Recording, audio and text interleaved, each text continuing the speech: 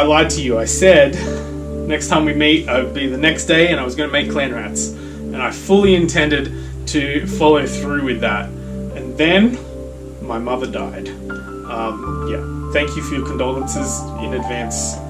Yes, I know it's tragedy. It's very sad, but it's also a relief. Just get that out of the way. It's a relief to not see her suffer. We had to watch my dad suffer for a lot longer and drag it out and be in pain. And I'm glad that that's not the case. But that sad tragedy aside, we're going to block out that turmoil, compartmentalize it, and replace it instead with the compartment that is bootlegging Skaven Clanrats. Let me introduce you to Han Solo. This here, I don't know if this is my first ever attempt at pirating a Games Workshop miniature to make a mold. I made it out of plaster, solid plaster. And this fella is embedded in this. I did have 2 shells. And you can see there's like a stick here to try and get him out. A little gap.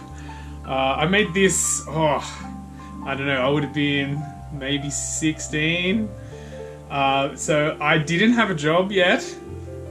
I really wanted to play Warhammer, because who doesn't want to play Warhammer, you know? And I'd saved up a bunch of money. I lived at the time in Campbelltown. The nearest Games Workshop back then was in Parramatta. It was the only one that I could go to. They didn't have one in Liverpool yet. And so I got on a train, and then had to take the Liverpool line to Gladesville, and then change at Gladesville and go all the way. It was like a 3-hour train trip. I walked through the rain, through to Parramatta from the train station to the thing, and go up there and discover that Warhammer is crazy expensive. I had $50, right, to get something. All I could afford was like a single chaplain for Space Marines, little interrogator chaplain guy, and I bought him, and I didn't have enough money to even get like a tax squad or anything, and I was so devastated.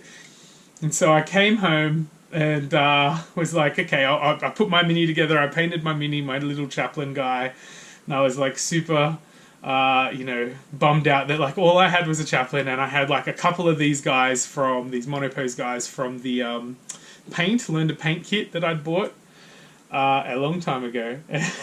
And I was like, let's get this, maybe I can make some out of something. And so I just gave it a crack, and I was so devastated when I couldn't get it open, the second part open. And then eventually I did. You can see I used some talcum powder to be like the whatever. And again, this is like the internet was like, it's 2004, you know, like the internet is not, maybe 2002, 3, you know, the internet isn't what it is today with videos on YouTube about how to do this sort of stuff. So I just kind of was making it up as I go along. And that is the first one. So I've been trying to rip Games Workshop off for years. And it's always been because they're super greedy. They want all the money, like little dirty Skavens that they are, right? And now that I'm an adult and I have a disposable income, I'm a bit better about not trying to steal stuff. But let me tell you, when I look at trying to get Clanrats, and they come in a box of 20, but to actually run anything useful, you need like 40, 60, and you need multiple squads of that, especially for like Oldhammer. And when you think about these horde armies like Skaven, or like Edeneth, or like Beastmen, and they've kind of been not added to the the old world. At least the Beastmen are now in the old world. But like, these massive horde armies where orcs, another great example, right? That was my second one, was using latex molds to try and get orcs, right? And that really frustrated me. What is a Skaven? Who are the Skaven? Skaven were originally a parody of human greed. They were a horde of endless, mindless creatures that just consume. They just want more and more and more consumption. And I'm pretty sure Games Workshop thinks that that is exactly what their target demographic for their games are, because of the way that they release their miniatures. Games Workshop has forever been milking the teats of this community, and we all love it. We all love it, good teat milking, but that is, costly to us. And it's not just Games Workshop that's doing this. There's a whole hobby industry that's doing this. It's not just the hobby industry, it's every industry. I went to get some groceries today. I was like, I just need to get a few things. And I came out $400 less, than what I had. I needed nappies, I needed wipes, I needed some snacks, a few bits and bobs here and there. Nothing major. $400 later from two different shows, 200 and 200, right, more or less. And it's like, bro, I can't afford this. And it was two shops, but you know what? That money goes back to the same overarching corporation, right? We are all getting milked on a daily basis. The cost of living is way crazy, and I don't have the money to buy. This has 20 miniatures in it. Ask any Skaven Facebook group. You're going to want 3 groups of at least 40, maybe 3 groups of 60 if you're going to make any kind of anvil unit, right? This box, I'm pretty sure, is between 60 and 80 Australian dollars. So in order to get an army worth of Skaven Clanrats, according to the groups that I am in, let's say a conservative 70, and we need to get, we'll say a conservative 40 per times 3. So we need 2 times 3. We need 6 of these boxes. Quick maths. 6 times 7 is 35. So that's, quite a lot of money. $350 just for a core choice, right? Horde armies. I can't afford that. You can't afford that. Who can afford that, Games Workshop? Not me. I don't know. Anyway. Someone can afford that. Certainly not me. So here we are, in my very messy garage with my little heater here, and making some bootleg Clanrats. Arjade from the future here. If you want to help me afford living, you can head on over to arjade.net, where you can see some of the fancy stuff that we have. There's a bunch of free stuff there too. Which you can certainly pick up copies of, and it will, help pay the bills. Money Master's Guide, my underrated gaming book that no one seems to care about. We also have Redbubble merch, things like that. But if we head over to Drive-Thru RPG, you can see here we have all kinds of things, including Dice Ranger magazine, which is all pay what you want. We kind of stopped doing that, but they're all there. We've got downloadables, we've got map packs, we've got 3D terrain, we've got art assets, all sorts of things. Head on over, check some of it out. Lots of good times. Right, number 2 attempt at ripping off Games Workshop. This is latex. Over time, latex degrades, and it's only half of a mold. I don't know if you can see the detail, but this is the back of orc bodies. Something I realized. This would have been about 2006. I'd been working in the games. I work in a model shop called, what's it called? Mythic Miniatures. Shout out to any Mythic Miniatures fans out there from back in the day. I bought one box of orcs, and I realized Orc Boys. I was going to try and get into Orc Boys. I still am yet to play a game properly with an Orc Boys army because I have not painted or assembled any of them. I've assembled them, but not whatever.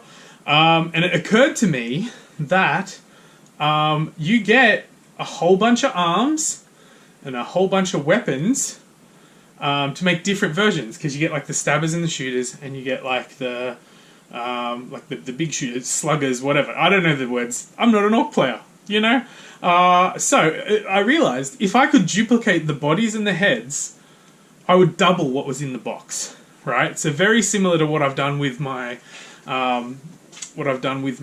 Slaanesh, Champions of Slaanesh Marines, right? Same thing, we're just making a new box. Same for my Arbites, right? In the Arbites box, there is enough arms to make about 20 miniatures with all the different variants, but there's only enough bodies for 11. So it very quickly became apparent to me that you need bodies on the floor, right?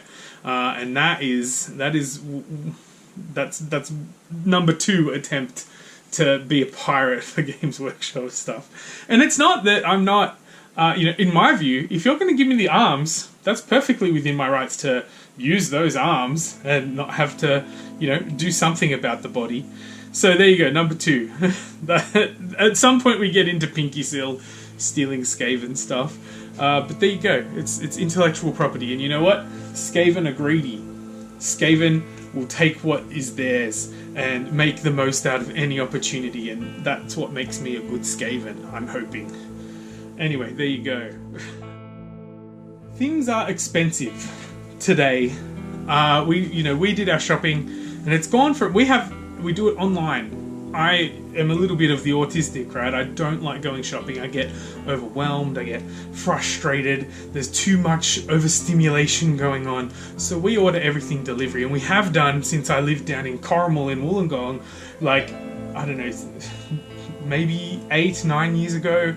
We've ordered online and had it delivered every single time. And the advantage of ordering online is we can just hit reorder the same thing, no changes.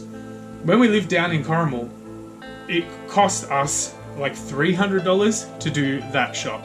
We have reordered that again now. It's costing us $600, $700. It's doubled in price. That's just groceries, what we need to live for a fortnight, right?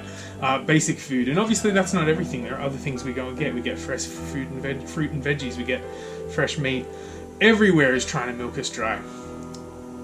Back to my sadness, my brooding sadness. As you know, my mother passed away just a few days ago, and the last 3 days has been an absolute nightmare. And one of the reasons for that is that the funeral home told me when we were making arrangements that we had to give them 70% of what they were charging us for the funeral before they would even go to the hospital to pick up the body. I've since been told that that's not correct, that there's 21 days that the hospital can keep the body for. It doesn't happen to happen in the first 24 hours. It's, but everyone is milking people dry. Even, an industry where people are very sad and vulnerable because they are suffering a tragic loss. Everyone is out to get you, especially on a financial front. It's so toxically capitalistic, and it hurts my soul that is a thing that's out there, right? So when I see videos of people doing stuff for free and giving stuff away for free, it's in this hobby, that warms my heart, because that is great. I also understand, however, that everything is out there draining us of our cash, and that is that we have to pay the bills, right? So it's important to pay your artists, right? I guess is where I'm going with that.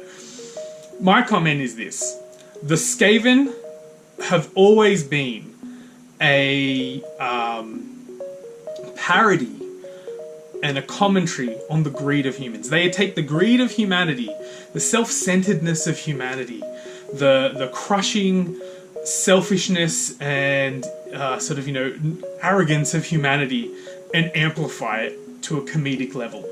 Okay? They are so greedy, they are so ravenous, whether it's for power, for warpstone, for whatever, for territory. They are violently greedy. And that, in the 80s and 90s when this first came out, was a parody. And now funeral homes telling me I have to pay $10,000 in 24 hours, otherwise my mother's body is just gonna rot. I don't know which one's more realistic here, right? Which one sounds like some kind of joke? And that's just the sad truth of the world. It used to be a parody, and now it's equally as greedy. We're in late-stage capitalism, we're all getting milked, and the Skaven were once a parody and are now an accurate representation of human nature. And that's why they're the perfect army for me to knock off kit bash stuff in my bootleg garage that's filled with a whole bunch of crap that probably needs a good cleanup. So that's my video for today. I hope you enjoyed it.